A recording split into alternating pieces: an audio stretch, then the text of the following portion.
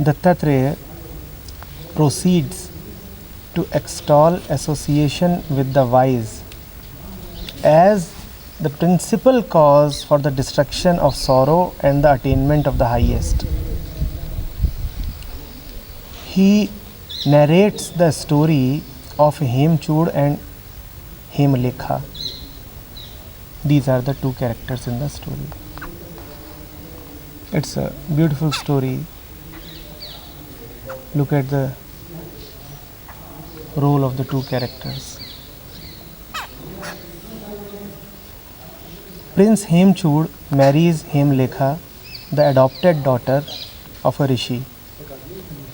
She was an enlightened woman, having lived with her wise father sage in a hermitage till her marriage. After marriage, Hemchud finds his wife indifferent to worldly pleasures. He tries to find out the cause. Hemlekha produces disgust for evanescent worldly pleasures in the heart of her husband through her wise teachings conveyed through a story. Hemchud develops disgust towards worldly entertainments and consequently non-attachment. Having now found her husband fit for the teaching of the highest truth, Hemlekha imparts spiritual knowledge to her husband and shows the path to self-realization. She recommends surrender to God, who is possessed of unlimited freedom of will, as the first step. Interesting, huh? So we have a rishi who adopts a little girl. What's the name of the girl? Hemlekha. Now with time, the adopted daughter grows up in the hermitage, in the ashram with the rishi. And she has been in nice company.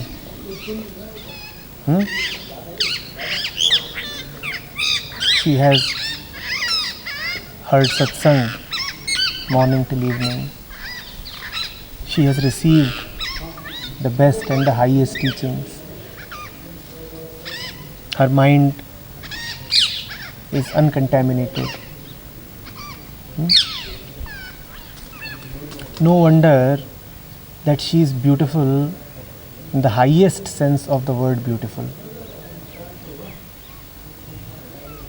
The king would have surely asked for her hand. It was the king's good fortune that he could ask for her hand. So he marries the woman Hemlekha, and he thinks that just like in any ordinary marriage, the husband and the wife would enjoy sensual pleasures and live like a normal married couple. He finds that Hemlekha is not at all inclined towards all of that.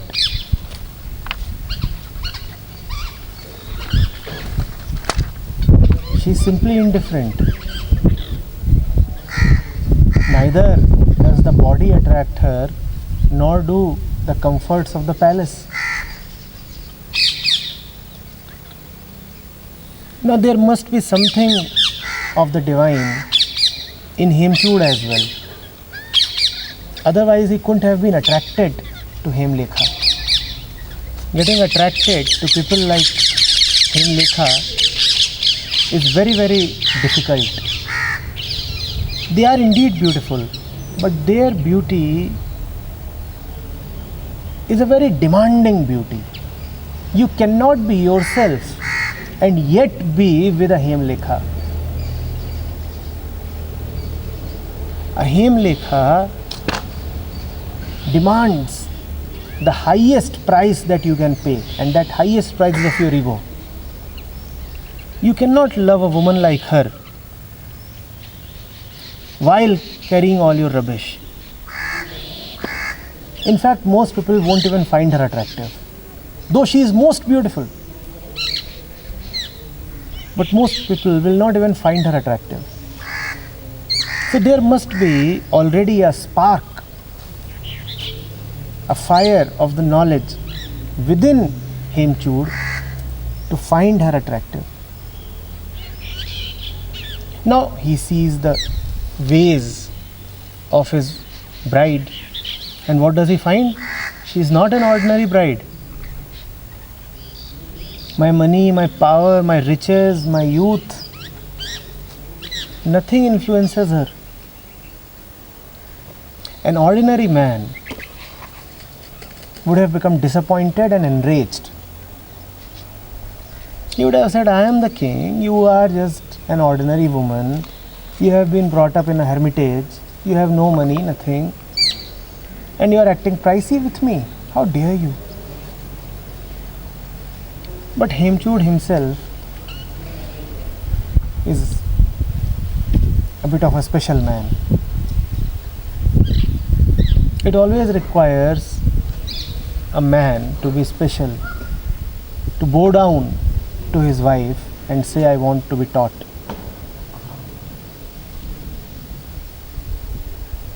It requires something special in a man to accept that the wife is not merely there to gratify his senses and fulfill his carnal needs.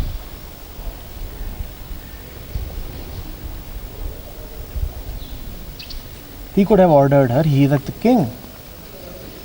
He is the king, he could have ordered her. Follow my instructions, do what I am doing. But no. He demonstrates his eligibility to be the student of his wife. It requires a deep eligibility. You see, we have come to two occasions in this discussion already today to demonstrate that Parashuram was deserving of the highest truth. He had to be a sadhak for 12 years to demonstrate that he was fit to be revealed the highest truth. Hemchud had to bow down to his wife. In both these cases, a tremendous inner power is required.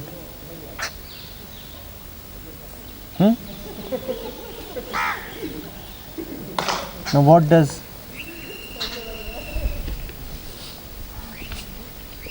Himlekha tell her student, the husband?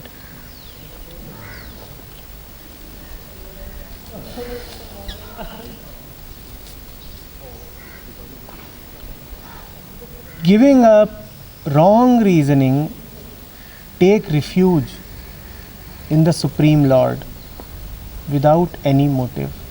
He will endow you with the highest good. It is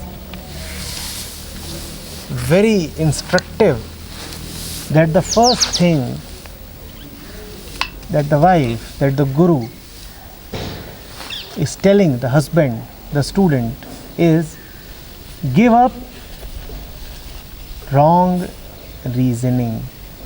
Kutarkam santyajya. She could have said 1,000 other things. She could have said, come quickly surrender. She could have said, read this, read that. But the first thing she says is, get rid of Kutark. Then take refuge in the Supreme Lord without any motive.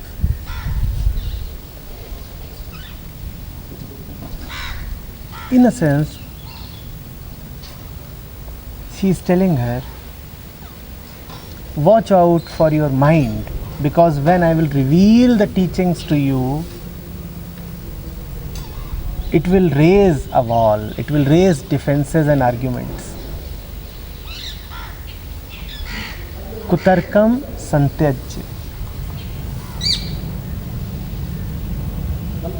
You are not yet an enlightened man. Doubts will raise their head. I will say something and you will feel like resisting it with an argument. Before you give power to that argument, before you take sides with that argument, ask yourself, where is that argument coming from? What is at the root of that argument? The moment you go to the root of your argument, you will drop the argument. Kutarkam santyaj. Drop your kutark. Because if you start giving power to your arguments, then nobody can defeat your argument. There is no way any argument can be crossed by the other argument. I am ensuring you, nobody ever won an argument through argument.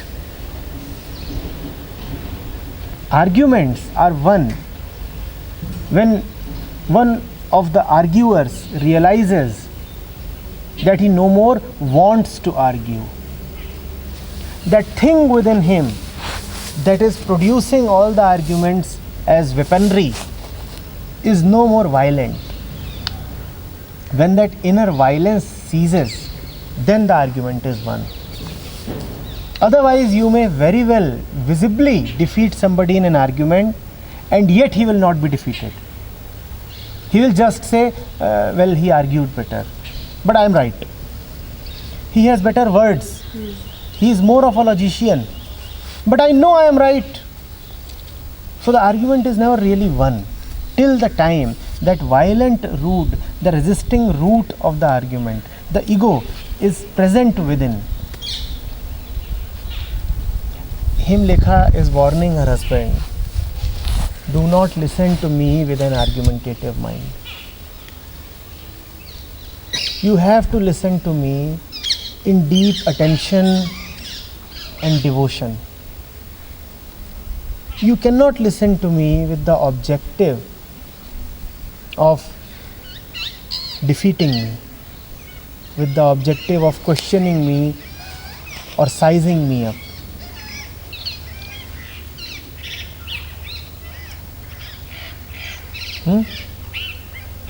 Also, she is warning that surrender without motive. Because if you have motives, then you cannot really listen. You cannot have the motive that I want to gain my wife as wife, so I am allowing her to preach to me. You just have to listen.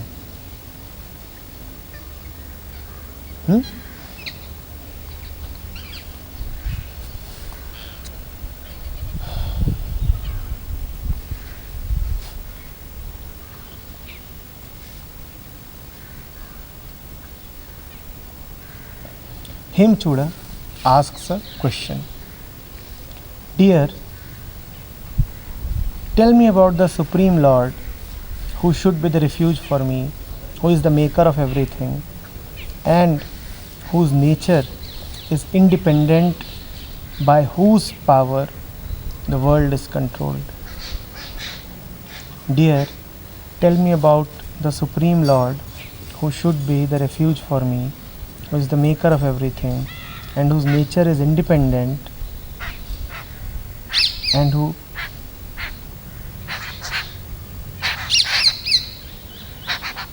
is the only one who has real freedom of will,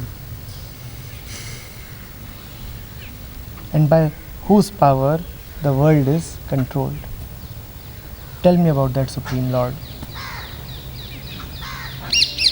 Thus asked by her husband, she, Hemlekha, who was delighted, said, Lord, I shall tell you the complete ascertainment of God.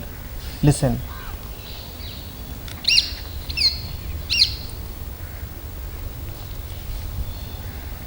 He is the one who is the maker of the creation and the dissolution of the world, He is Vishnu, he is Shiva, he is Brahma, he is Surya and is also Soma. He alone has been determined by all in every way and is also everyone. He is not in reality Shiva, Vishnu, Brahma or anybody. A very difficult wife she is.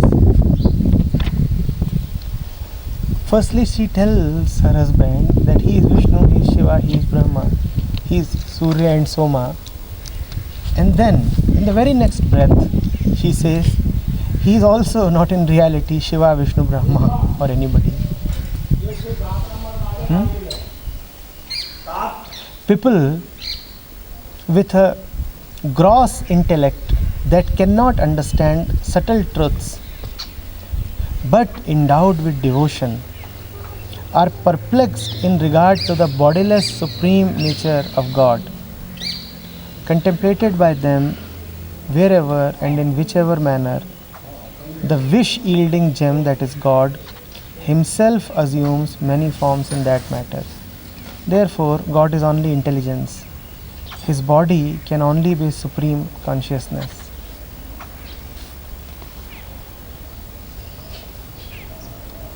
Supreme Being is only consciousness, the paramount Queen and Supreme Goddess Tripura, in whom the non-different world appears as different.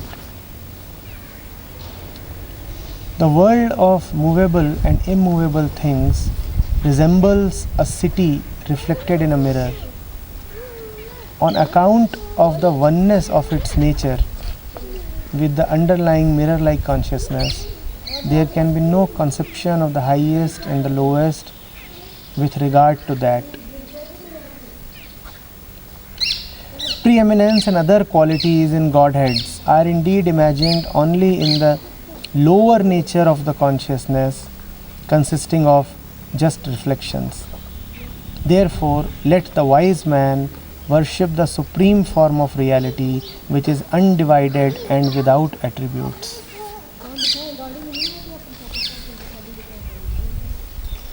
But one who is not competent to worship the undivided reality without attributes, having worshipped without motive that gross form which has united with his intellect firmly, obtains the highest good.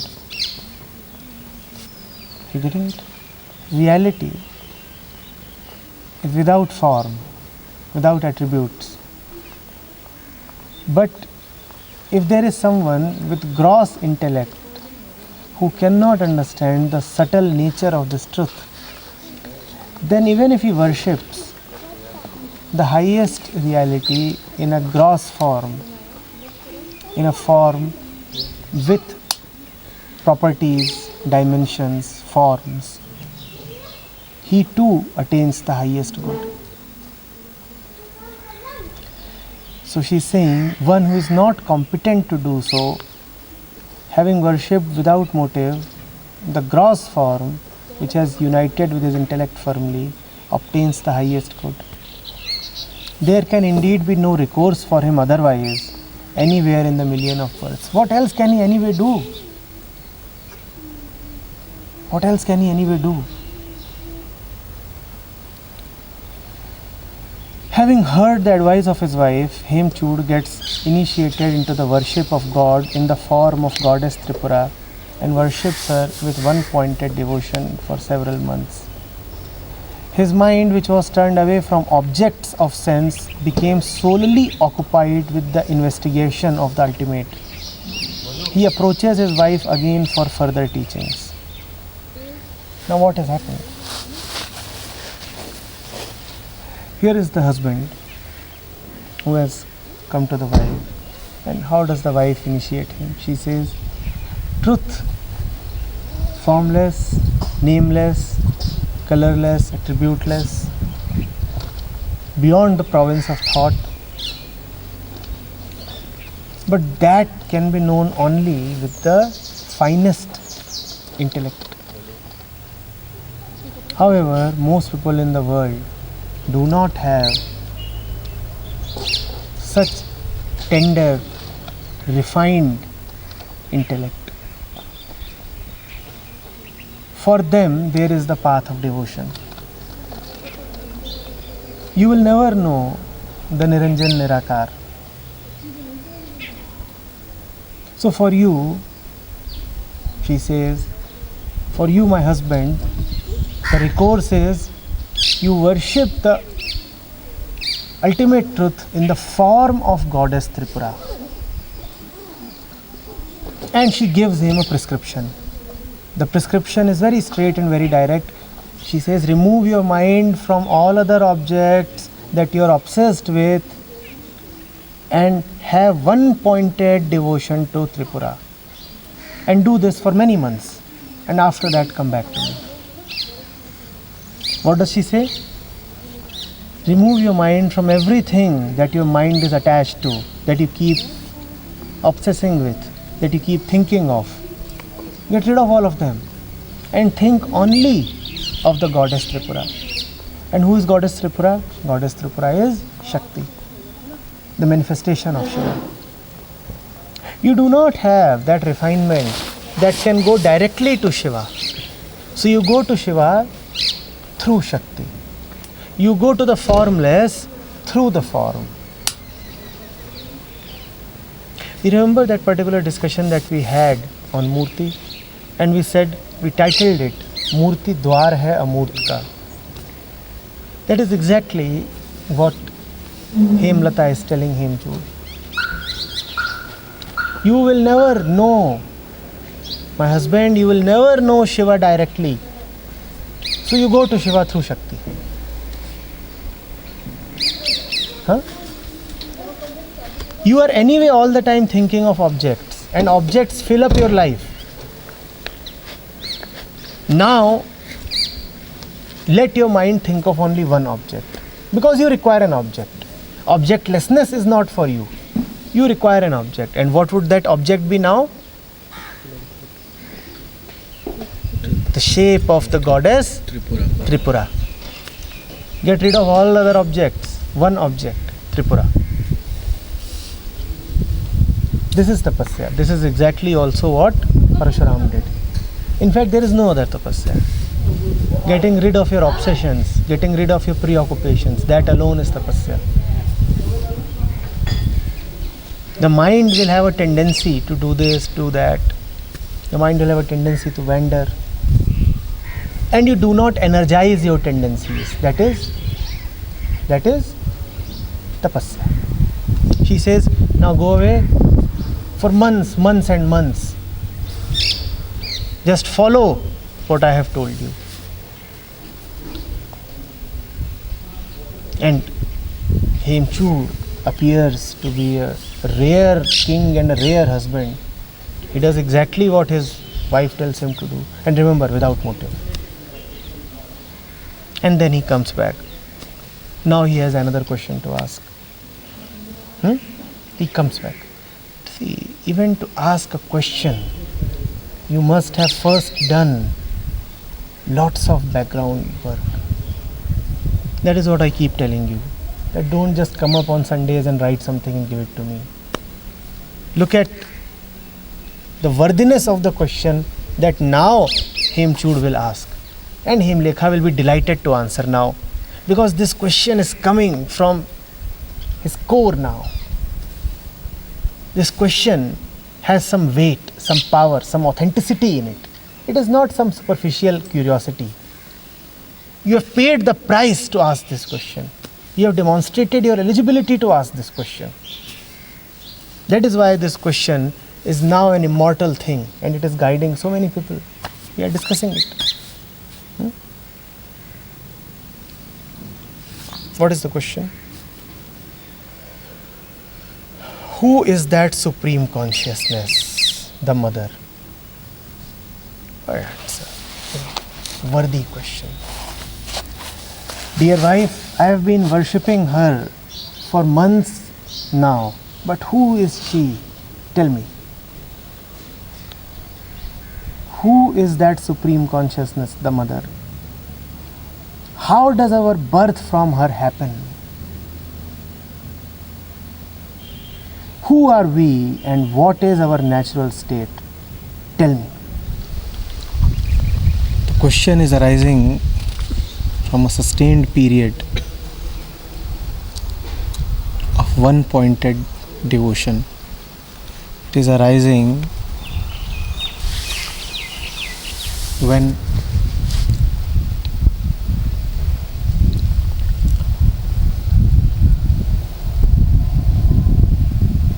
the trivial questions have dropped.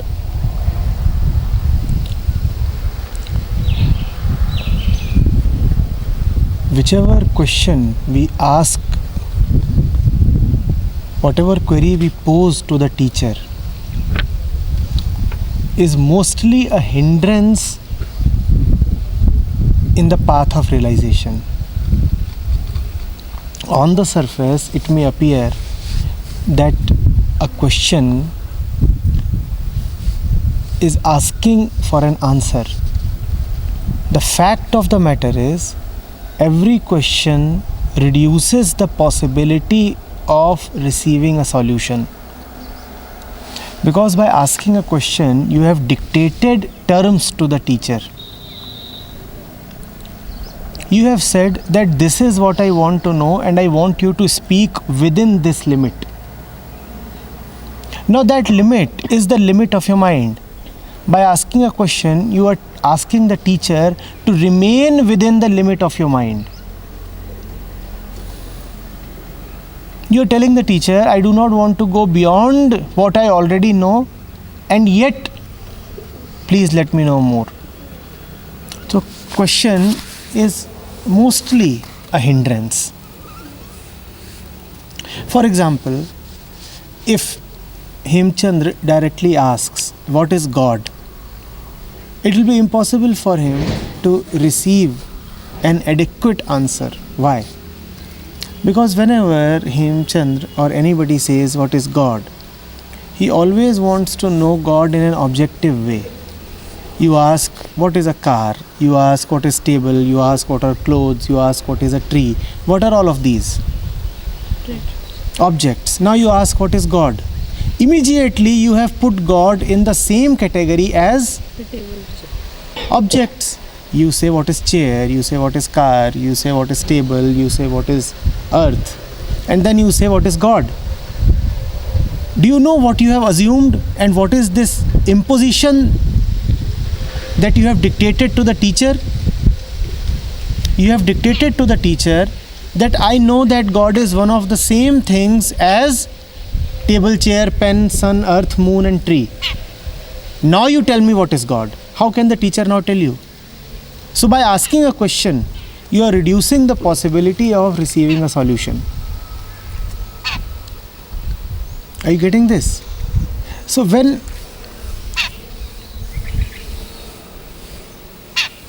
Hemlata sends him away right in the beginning with a word of caution that keep a check over useless arguments and do not be motive driven. She is essentially telling him not to ask stupid questions. She is saying, if you have really come to learn, then kindly do what I suggest. Don't ask me stupid questions. Don't ask me why, how and all this. Because whatever you will ask me will not help you. In fact, it will prevent you from knowing what you really want to know. It is strange. Please understand this. Whatever you ask prevents you from knowing what you really want to know. Asking is not at all a valid method to receiving an answer. If there is someone who tells you that how will you get an answer without asking the question, he is a stupid man. Yes, if you want to know the rate of potatoes in the market, you may ask a question and you will get an answer. But question and answer format helps only in such cases. You want to know the rate of potatoes, you can ask. You want to know somebody's age, you can ask. But in the real questions of life, asking questions is stupidity. You must not ask there. You must just listen.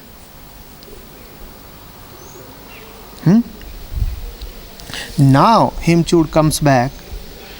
Now he has something to ask which has arisen, which has remained after the trivial questions have dropped.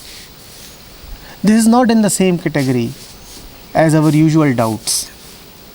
There is some value to this question now. His wife, his teacher, will now willingly take up this question. Who is that supreme consciousness? The mother. This question has arisen after going deep into the subject. This question is not a guarantee for going into the subject. He could have as well said, Wifey, you are asking me to worship the mother. First you convince me what is this mother and then I will worship. No. Understand the process. When Hemlekha says that you go and worship the goddess Tripura, Hemchud does that without questioning. After worshipping, he comes back and says, what is this that I have been worshipping? And if she is the mother, how did I get birth? What is my natural state? Who am I? Don't you find this strange? After worshipping for so long, then he comes and asks this question. And what does your average common normal mind do? He will say, how can I worship without first knowing whom am I worshipping? So you first tell me. You first tell me why should I do all these things that you are telling me to do. And only then I will do them. This is what the mediocre student does. This is what the undevoted student does. He says, no, first you tell me the reason. And only then I will follow what you are saying. But the problem is, unless you follow what the teacher is saying, you will never come to know the reason. It is inverted. It does not move in the same way as the rest of your worldly affairs.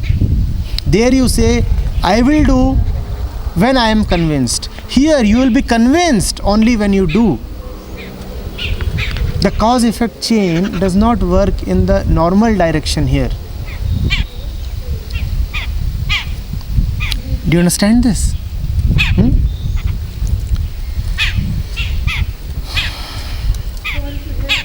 Wife delightfully replies, Lord, I shall explain this secret matter.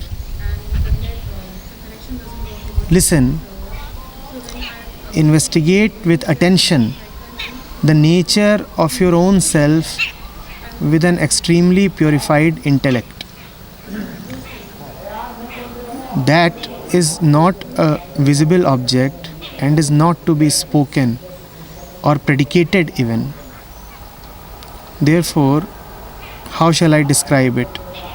When the true nature of one's own self is indeed known, then you will know the mother. Hemchud is already at a very delicate point. He is asking, who is the mother? How did I come from the mother? Who am I and what is my true nature? Hemlekha makes it even clearer for him. She says, when the true nature of one's own self is indeed known, then you will know the mother. So look at the movement. First she says, Lord, you are obsessed with the outside. All right, you remain on the outside because right now it is not within your power to turn inwards. But on the outside, you will not look at all the thousands of myriad objects. If you have to look out, you will look out only at the mother. So all right, all the objects on the outside are removed and what remains? Just the mother, just the image of goddess Tripura. And now, having shunned everything else and just remained with the goddess, when he says, now nothing else but the goddess is there in my life and in my mind. Please tell me who is the goddess, and if she is the mother, how was I born? Then she says, to know goddess, you have husband, you have left everything else. Now there is only the goddess and you want to know the goddess. But to know goddess, you have to first know yourself. You see how wisely, how gently the Guru brings you towards yourself.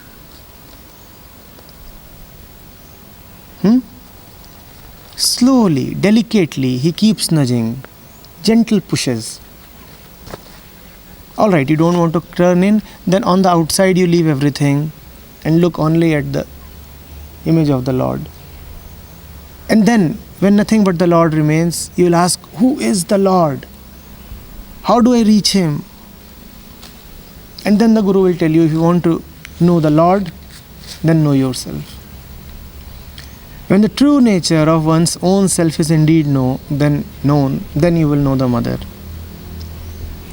In regard to one's real nature, there is indeed no instruction possible. Not much can be said about the Atman. Yes, a lot can be said about the external world. Something can be said about the image of the Goddess also. But nothing can really be said about Shiva. In regard to one's real nature, there is indeed no instruction possible. Therefore, it is without an instructor. Perceive your own nature having the pure intellect as its residence by your own self. Then there is an elaboration that pure intellect refers to the intellect freed from objects. I freed from the objects of I. The path to self-knowledge is essentially the removal of all objective thought and abidance as pure objectless awareness, where there is only the feeling I am. I am nothing. I am what? Well, nothing. Or self-awareness. Holding on to it with a view to finding its essential nature is the investigation of the nature of the self mentioned in the verse above. This is the means of knowing the Mother as stated in verse 23. So, it is shining as the self of all, from the gods to animals and birds, and is not illuminated by objective perceptions. It is shining everywhere. It is shining everywhere for everyone, always without proof. No proof can be given. You cannot know it through argument or questioning or thoughts. Logic won't help. Though it is everywhere, shining always, yet there is no proof. How, where, when, and by which proof can it be determined or proved even a little bit? Dear husband, this is spoken in this manner. Show me my eyes now. How can anybody show you your eyes? So, if you are asking me, show me the essence of Tripura, then you are asking me, show me my eyes. If you can indeed see, that is the proof of eyes. You need not see the eyes. The very fact that you can see is the proof of eyes. Not that you need to see the eyes. Understand this. You need not see the eyes. The fact that you can see is the proof of eyes. When you woke up today, I asked you to recite a very small prayer. I said, just say,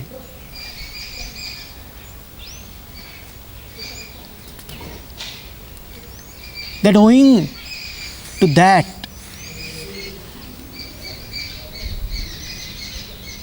which the day arises,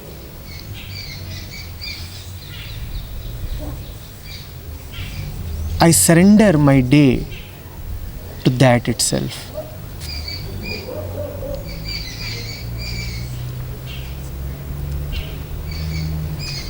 I surrender my day to that.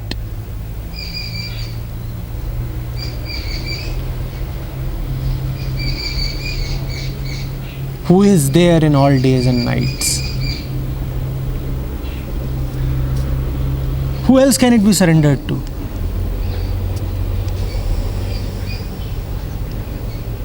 You drive the day, you are in the day, and you are in the night as well. You make it happen, you make it stop. You are it. So I surrender it to you. As simple as that. You make the eyes see, so let the eyes see nothing but you. You move my hands, so let my hands touch nothing but you.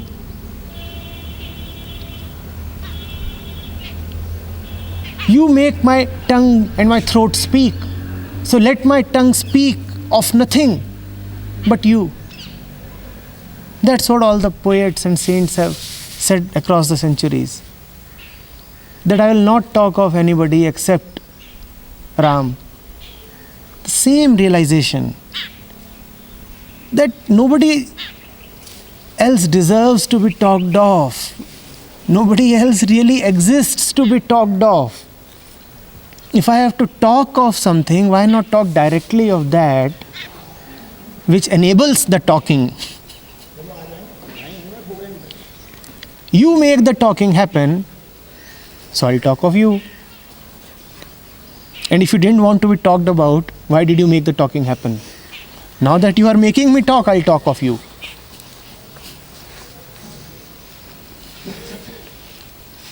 Simple.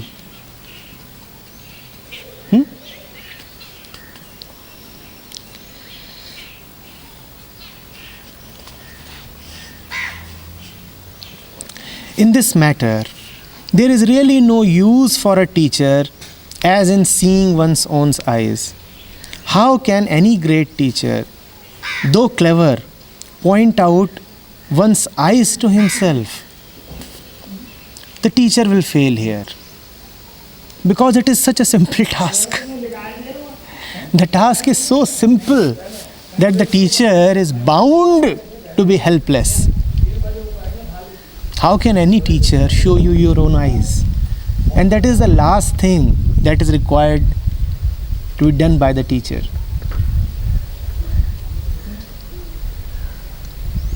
The teacher will fail. It is so astoundingly simple that the teacher cannot help you. The teacher will help you through all the so-called difficult things. But when it will come to the last step, the simplest step, the teacher will leave you. He will say, fine.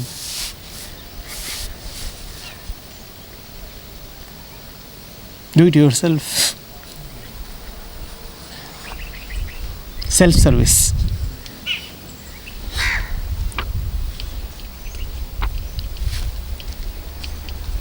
Therefore, in this matter, a guru is the means on account of his pointing out the means for that.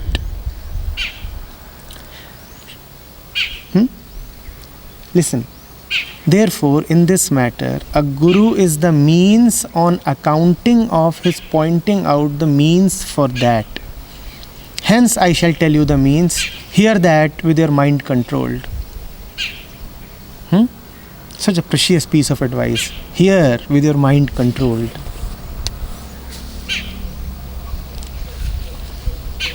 As long as you perceive this is mine, as long as you perceive within quotes, this is mine, your own true self, which does not appear to you as mine, will remain different from that which appears as mine. Getting it?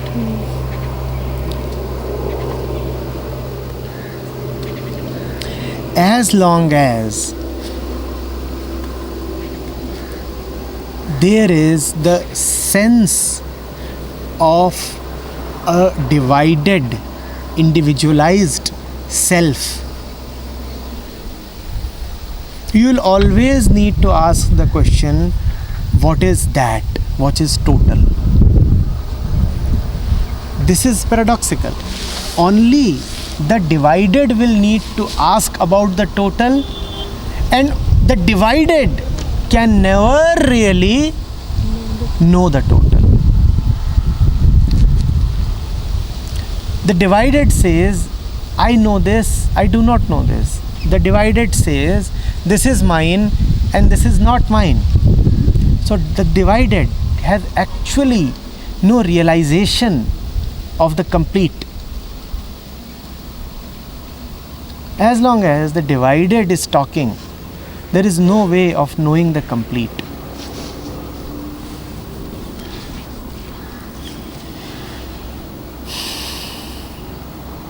Having gone to a lonely place, discerning this truth and discarding all the characteristics of mine, perceive your own self, which is different from all the objects of mine and are free from the concept of mine.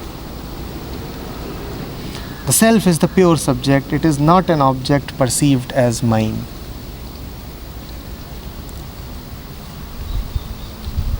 This is the Upanishadic method of neti neti. Whatever you want to call as yourself, this is mine, I identify with this, I possess this, I am attached to this. Whatever you want to call as mine, my identity, my possession, my knowledge, you are not that. What is the sure proof that you are not something? You call it yourself, you call it mine. What is the proof of something not being you? You are attached to it. What is the proof that whatever you are thinking of is false? The proof is you can think about it. If you can think about it, it is false. Whatever you can see is not that. So what is the test to which you will put all the objects? What is the test to which you will put all your theories? Do they operate within the realm of thought? If they operate within the realm of thought, if they bring you to some objective conclusion, kindly realize that they are all false. Do they give you the assurance that they will bring you to the truth? Kindly realize they are all false. Whatever comes within the domain of your realization cannot be your true self. Whatever comes within the domain of truth, of thought, cannot really be the truth. Whatever you call as mine cannot be you. So either it is you or it is mine. Either say me or say mine. You have to find out a me which is independent of mine. Can you come to a me that is me without mine? Can you come to yourself without having anything as yours? Can you come to an I am without saying I am X or Y? That is the test to which you should put all your possessions, your thoughts, your relationships and your identities. Whenever you find something is becoming too important for you, put that thing to this test. Can I think about it? Do I really know about it? Have I been able to measure it? Do I know where it comes from? Do I know what it is going to? Is it all within the cause-effect chain? And if the answer to any of these is yes, then realize its falseness. That thing will not give you peace, will not give you joy. Because only the true self is in that domain where there is joy, where there is peace.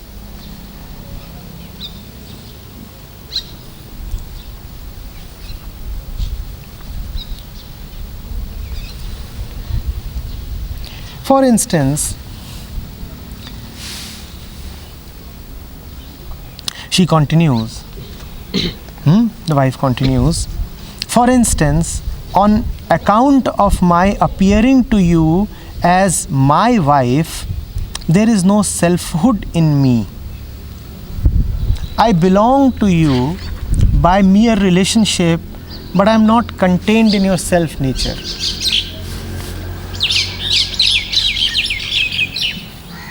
Hemlekha is telling Hemchud, you know me only as your wife.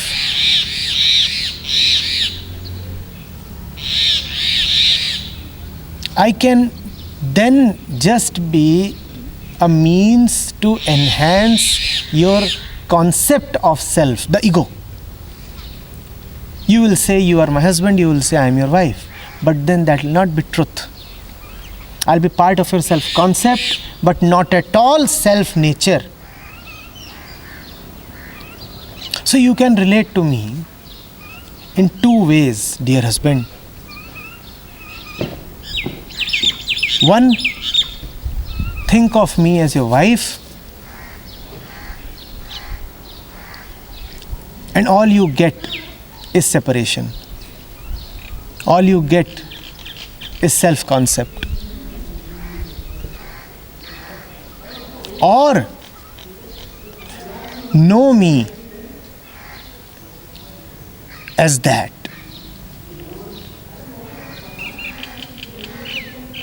And then neither me nor you remain, only that remains.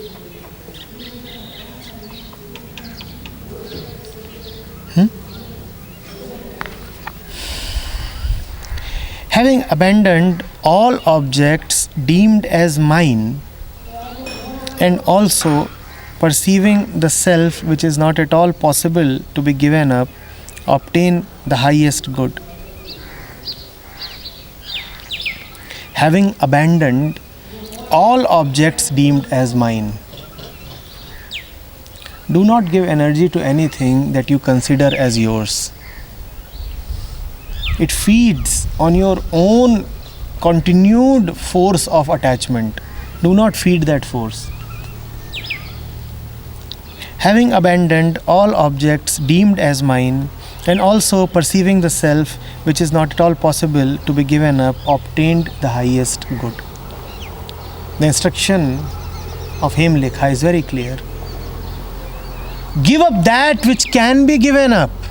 Give up that which anyway is not yours, and remain with that which anyway cannot be given up. Lose that which anyway you do not have, and remain with that which anyway you cannot give up. So is she really asking him to do anything? No. It's so simple. Give that up which you do not have, but you think that you have. Remain with that which you already are, but you do not think that you are. It's so simple. Thus, instructed by his wife, Hemchud retires to a lonely place and commences his investigation with a concentrated mind. Negating the perceived objects, his body, vital energy manifesting as breath, mind and intelligence as non-self, since all of these are perceived as mine, he proceeds with his further investigation of the self. He is a determined seeker. Otherwise, he really couldn't have fallen in love with somebody like Hemlekha. These are very difficult people. You can ignore them, you can avoid them, you can even become their enemies. But to marry such a woman and bring her to your house is like committing suicide. He could have raped her body. He was the king. But this man is special. The divine is at work within him.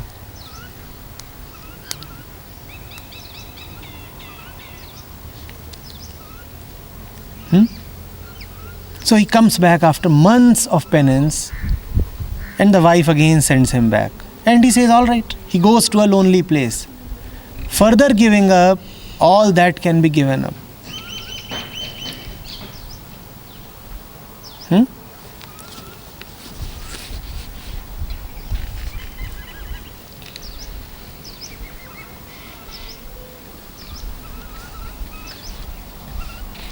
By reason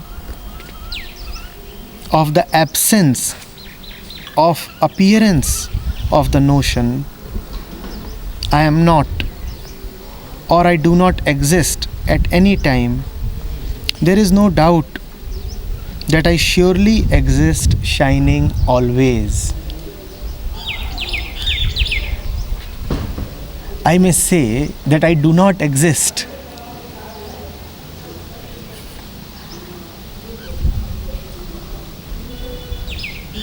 and hence give a proof that I do. If I really do not exist, who is talking? You may attach anything with the I.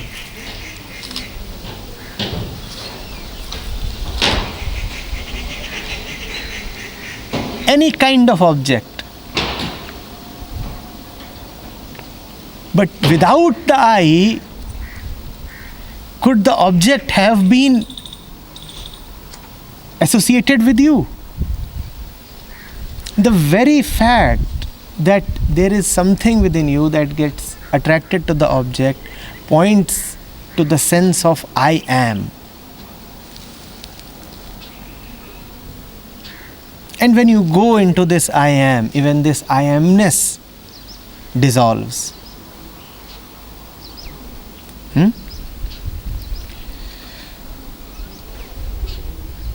I do not indeed know clearly the entity by which there is the appearance of me, who am always shining.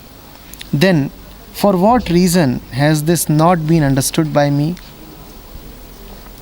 In the world, the pot and other objects appear by means of eyes and other senses, not through others. The vital energy shines by the sense of touch. The mind is inferred by its action of knowing. Thus also is the intellect inferred by its action of discriminating or deciding. By whom is my shining or manifestation caused? By whom does the entity I shine? I do not know this. Also, if myself does not shine only on account of the shining of these entities from the body to the intellect, then I shall not think of or reflect on them. Thereupon myself can shine. Thus, having resolved with his mind, he abandoned everything within the range of or accessible to the mind.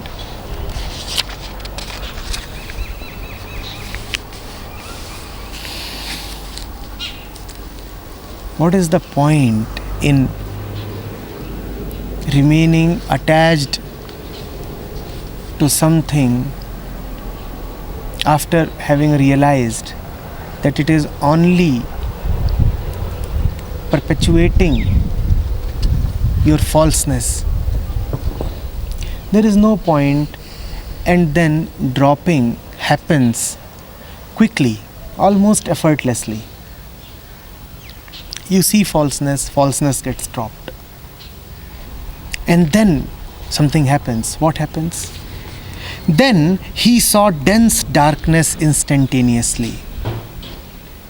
With a mind that had ascertained this is the nature of myself, he obtained incomparable joy, and then he thought again, certainly I shall observe again. Thus he stopped his unsteady mind by the employment of force through the method of Hatha Yoga, like restraint of breath. The mind having been restrained or stopped, he perceived instantaneously a brilliant mass of life without beginning or end. Awakened from that state, he was astonished and thought, "What is this? Ah, why do I see the self variously? How does this happen? I shall observe again." Thus thinking, he stopped his mind again. Then the mind was thoroughly dissolved by sleep for a long time. There, in the state of sleep, he saw a number of dreams with many wonderful visions. Then, awakened from that state, he very much suffered greater anxiety. Why did I see dreams covered by sleep? Darkness and light, which were seen,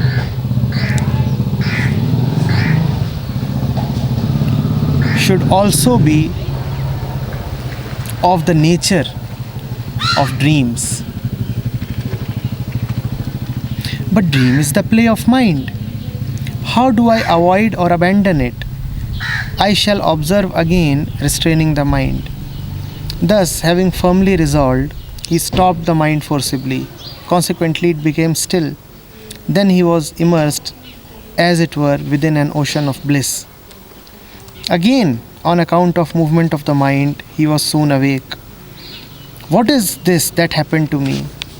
Is it a dream or the delusion of the mind? Or perhaps it may be true. It appears to me as inconceivable. I did not experience anything even a little. How then was happiness obtained by me? Ah, there is nothing whatever here which is equal to even a small portion of this happiness. I was stupefied like a sleeping man. How did this happiness occur? I do not notice any cause whatever in this case. How could it happen? Though engaged in knowing the self, I did not ascertain it now. I see the self changing now and again. What can it be? Is it light or darkness or happiness or a different thing? So also, can myself be one having these successive forms? I do not reach any conclusion in this matter. I shall ask my learned wife again. Thus having decided, Hemchud asks his servant to fetch Hemlekha, and on her arrival asks her as follows.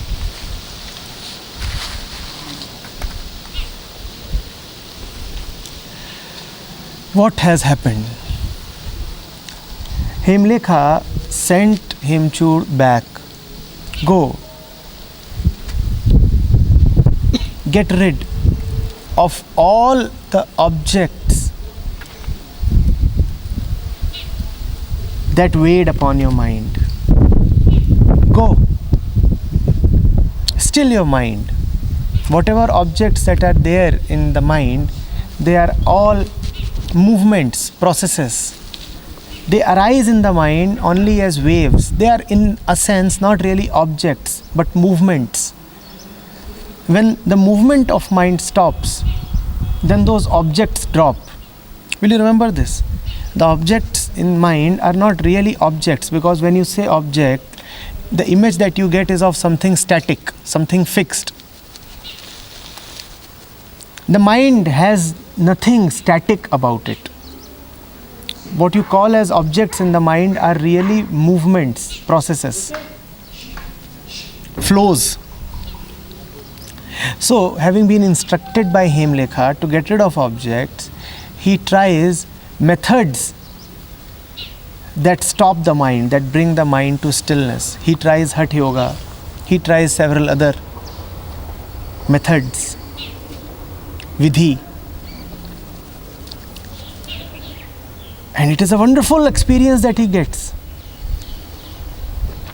The mind that is tense, the mind that is always moving, the mind that is always stressed under the load of anxieties. If it experiences even a few moments of relief from these associations and heavinesses, it is a great experience. He experiences light, happiness. It's a breakthrough. And what does he think? He thinks that this is the ultimate. he thinks that this is the self.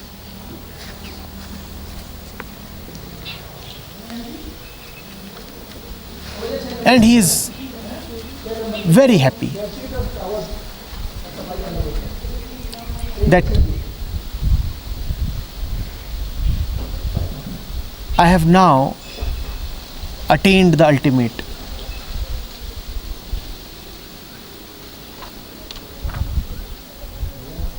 But then he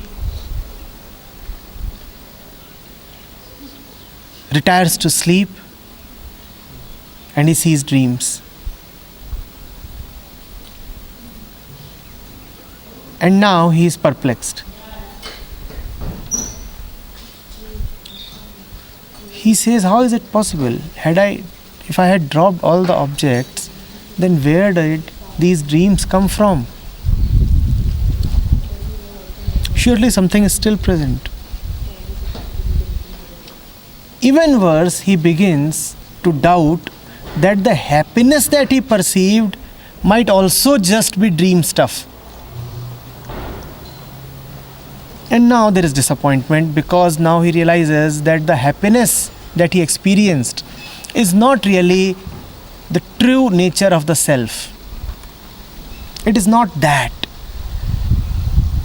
Yet it is good. You were so sad because the objects were weighing upon your mind. They were a pain, they were a stress, they were a torture. You are so sad. You dropped your association with the objects and the sadness went away. The absence of that sadness, you thought as the true nature of the self. But you didn't realize that the mind had quickly moved from just one end of duality to the other.